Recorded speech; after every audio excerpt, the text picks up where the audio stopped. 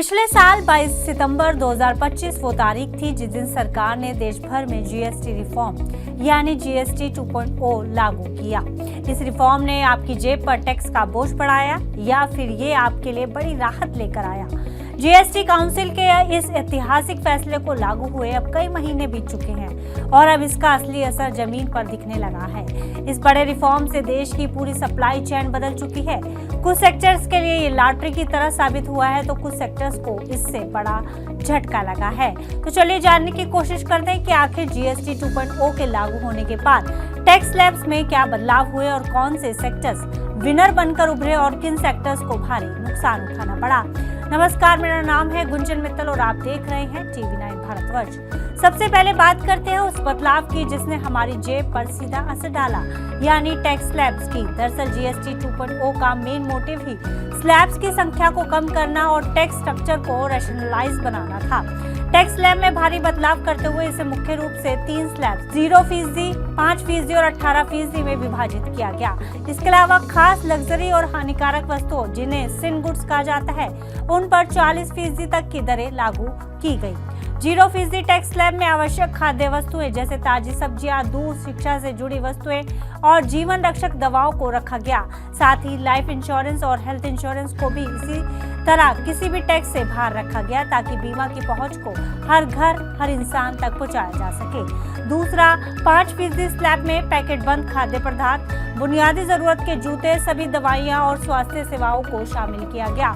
18% slab एक standard tax slab बनाई गई जिसमें अधिकांश इलेक्ट्रॉनिक्स जैसे टीवी, एसी, फ्रिज, 3 व्हीलर वाहन, आईटी सेवाएं और दूरसंचार सेवाएं रखी गई। इसके बाद लग्जरी और सिन गुड्स पर 40% स्लैब रखा गया जैसे तंबाकू, कार्बोनेटेड ड्रिंक्स और सुपर लग्जरी गाड़ियां इस दायरे में आती हैं। इसके अलावा सोने, आभूषणों पर 3% और बेशकीमती पत्थरों पर 0.25% की दर पहले के ही समान रखी गई। अब इस बदलाव का क्या असर हुआ, तो आइए अब उन सेक्टर्स की बात करते हैं जो 22 सितंबर 2025 के बाद सबसे बड़े विनर्स बनकर उभरे हैं। इसमें सबसे पहला सेक्टर है ऑटोमोबाइल सेक्टर। 1200 सीसी से कम इंजन वाली कारों और दोपहिया वाहनों पर जीएसटी 28% से घटाकर सीधे 18% कर दिया गया, जिससे ऑटोमोबाइल सेक्टर में चली आ रही सुस्ती पर ब्रेक लगी और सेल ने नई रफ्तार पकड़ी।